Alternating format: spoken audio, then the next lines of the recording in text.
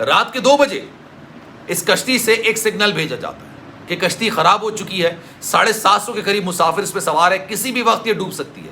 کوئی جواب نہیں آتا۔ تقریباً 12 گھنٹے بعد دوسرا سگنل بھیجا جاتا ہے، اور جب یہ کشتی میں فنی خرابی ہوتی ہے، یعنی کشتی آگے نہیں بڑھ سکتی، سب سے پہلے لائف بورڈ میں جو اس کا کیپٹن ہوتا ہے نا، وہ سب سے پہلے یہاں سے فرار ہو جاتا ہے۔ اس کے بعد آتے ہیں کوسٹ گارڈ والے۔ کوسٹ گارڈ والے یہ کہتے ہیں کہ جناب ہم آپ کو بچانے کے لیے نہیں آئے، لیکن ہم یہ دیکھنے کے لیے آئے کہ کشتی کے اندر معاملہ خراب ہے کیا۔ وہ رسی باندھتے ہیں اس کشتی سے جو کشتی پانی کے اندر ڈوبی۔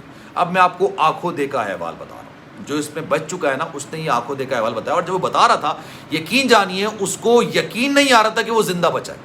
اس نے کہا کہ کشتی سے رسی باندھی جاتی ہے، اور جیسی یہ باندھی جاتی ہے ایک طرف سے جھولنا شروع ہو جاتی ہے، اور جیسی یہ جھولتی ہے یہ اگلے ہی لمحے سمندر بورڈ ہو جاتی ہے، یعنی الٹی ہو جاتی ہے۔ سمندر میں تو کافی دیر میں بعد یہ ڈوبی تھی، لیکن اس وقت ہو جاتی ہے۔ جو ایک تقریباً 300 پاکستانی ہیں ان کو ڈی فریزر کے اندر رکھا گیا تھا۔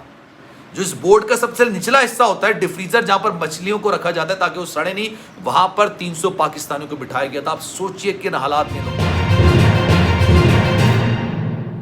بسم اللہ الرحمن الرحیم، السلام علیکم، آپ سبھی کو خوش آمدید۔ میں ہوں سلمان مرزا اور آپ دیکھ رہے ہیں میرا یوٹیوب چینل اور Facebook page sum up with Salman Mirza. جناب بہت شکریہ یہ ویڈیو دیکھنے کے لیے آپ سبھی نے وقت نکالا ہے۔ ویڈیو کے آغاز میں تہہ دل سے آپ سبھی کا میں شکریہ ادا کرتا ہوں، لیکن اس دعا کے ساتھ کہ آپ جہاں ہوں خیر و عافیت سے ہوں، صحت مند ہوں اور تندرست ہوں۔ جناب کل سے یقین جانیے دل بڑا اداس ہے، بڑا بھرا ہوا ہے دل، کیونکہ سوشل میڈیا پر آپ نے دیکھ لیا ہوگا، اب تو نیشنل میڈیا پر گزشتہ روز میں نے پورا پروگرام کیا، جو کشتی کو حادثہ پیش آیا، اور میں اس کو حادثہ بھی نہیں کہوں گا، یہ ایک المیہ ہے، یہ ایک سانحہ ہے۔ جو یہ سانحہ پیش آیا، کشتی میں 750 کے قریب مسافر سوار تھے اور یہ کشتی الٹ گئی۔ 300-350 کے قریب پاکستانی اس کے اندر سوار تھے، اور 12 ایسے پاکستانی ہیں جن کو بچا لیا گیا۔ لیکن اس حادثے کے بعد، اس سانحے کے بعد کئی ایسی چیزیں نکل کر سامنے آئی ہیں جو میں آج آپ کے سامنے رکھنے جا رہا ہوں۔ اب یقین جانیے آپ کے پیروں تلے زمین نکل جائے گی۔ اس کشتی کو باقاعدہ طور پر ڈبایا گیا، اور یہ چھوٹی موٹی کشتی نہیں تھی، اچھی خاصی بڑی کشتی تھی، لیکن اتنی بڑی کشتی نہیں تھی کہ 750 لوگ اس میں مسافر ہوتے۔ اس کا کیپٹن کہاں چلا گیا تھا؟ اور جب اس کو کوسٹ گارڈ وغیرہ جو لوگ وہاں پر تھے وہ بچانے کے لیے آئے تھے، تو باقاعدہ طور پر انہوں نے رسی باندھی ہے، لیکن رسی باندھنے کی وجہ سے یہ کشتی ڈوبی ہے۔ اور اس کے بعد یقین جانیے ابھی تک 300 کے قریب پاکستانی ایسے ہیں جن کا کچھ پتہ نہیں، جس میں بچے شامل ہیں، جس میں خواتین شامل ہیں۔ یہ وہ لوگ تھے جناب جو بہتر مستقبل کے لیے، پاکستان کے حالات آپ کے سامنے ہیں جناب، مہنگائی، لاقانونیت، بے روزگاری سب اپنے عروج پر ہے۔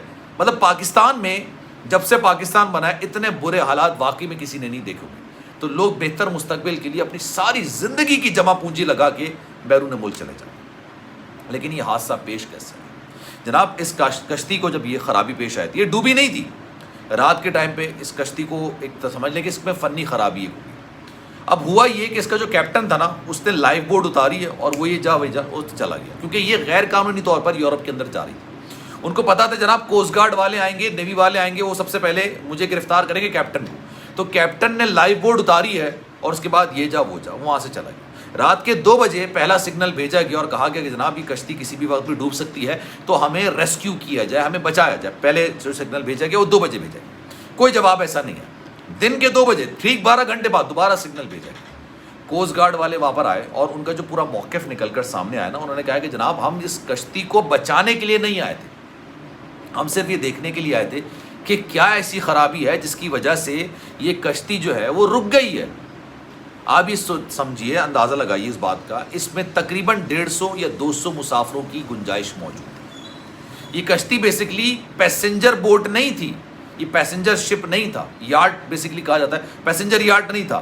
یہ مچھلیاں پکڑنے کے لیے کشتی استعمال کی جاتی ہے، اور اگر آپ مچھلیاں پکڑنے والی کشتی کے بارے میں تھوڑا سا بھی جانتے ہوں گے نا، اگر اتنی بڑی کشتیاں ہوتی ہیں، اس کے جو گراؤنڈ فلور ہوتا ہے اس میں ڈی فریزر بنا ہوتا ہے، جیسے آپ کے اور میرے گھر کے اندر ڈی فریزر ہوتا ہے نا، ڈی فریزر بنایا ہوا ہوتا ہے، اس کا ٹیمپریچر حد سے زیادہ گرا ہوا ہوتا ہے، اور اس کی وجہ یہ ہوتی ہے، مائنس کے اندر وہ ٹیمپریچر ہوتا ہے، اس کی وجہ یہ ہوتی ہے کہ مچھلیاں جو پکڑتے ہیں نا اس کو وہاں پر رکھتے ہیں، فریز کرتے ہیں تاکہ وہ خراب نہ ہو جائے، بیچ سمندر میں پکڑ کے لے کر آتے ہیں۔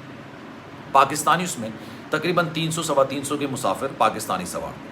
آپ یہاں پر دیکھیے کہ ان کے ساتھ جو سلوک کیا جا رہا تھا، جب سے یہ کشتی میں سوار ہوئے تھے، ان کو ڈی فریزر میں بٹھایا جاتا تھا، ان کو ڈی فریزر میں بٹھایا جاتا تھا۔ اس کی 2 وجوہات ہیں۔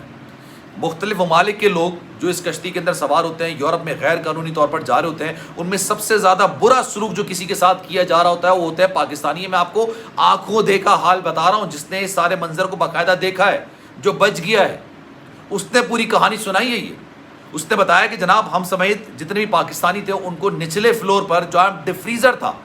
اب یہ کشتی آپ سوچیے اپنی منزل کی طرف جا رہی تھی، جب اس میں تازہ پانی ختم ہو گیا تھا، مطلب پینے کے لیے جو پانی ہوتا ہے وہ ختم ہو گیا تھا، اس کے بعد 5 لوگ اس میں ویسے ہی موت کے منہ میں جا چکے تھے، مر چکے تھے وہ، کیونکہ ان کو تازہ پانی نہیں مل رہا تھا.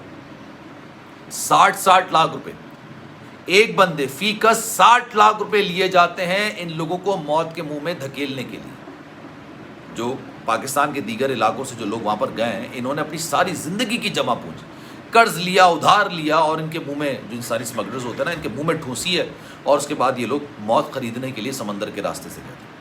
اب ہوا یہ، جو کوسٹ گارڈ والے آتے ہیں، میں آپ کو پورا واقعہ سنا رہا تھا، انہوں نے اس کشتی پر ایک رسی ڈالی، رسی انہوں نے باندھی، اور وہ رسی انہوں نے اس لیے باندھی تاکہ وہاں پر لوگوں سے، جو لوگ ہیں وہاں سے پوچھا جا سکے کہ بھائی اس کے اندر ہوا کیا ہے. کمیونیکیشن سسٹم سارا خراب ہو چکا تھا، لیکن جو لوگ وہاں پر موجود تھے، جو بچ چکے ہیں، ان کا کہنا یہ تھا کہ رسی باندھنے کی وجہ سے یہ جو کشتی ہے نا، یہ ایک سائڈ پر اس کی ڈھلان شروع ہوئی، اور جب یہ ڈھلان شروع ہوئی تو پتہ نہیں چل سکا یہ کب پلٹی. اور کوسٹ گارڈ والے یہ باقاعدہ طور پر کہہ رہے ہیں کہ ہم ان کو بچانے کے لیے نہیں آئے تھے، ہم کشتی کے بعد معلومات کرنے کے لیے آئے تھے، کیونکہ ان کو بھی پتا تھا کہ یہ غیر قانونی طور پر لوگ آ رہے ہیں. پھر جب یہ کشتی ڈوبی ہے تو لوگوں کو بچانے کا عمل شروع ہوا. آپ یقین جانیے 750 میں سے کئی بچے ایسے تھے جن کا ابھی تک کچھ نہیں پتا چل سکا، کئی خواتین ایسی تھیں جن کا ابھی تک کچھ پتہ نہیں چل سکا.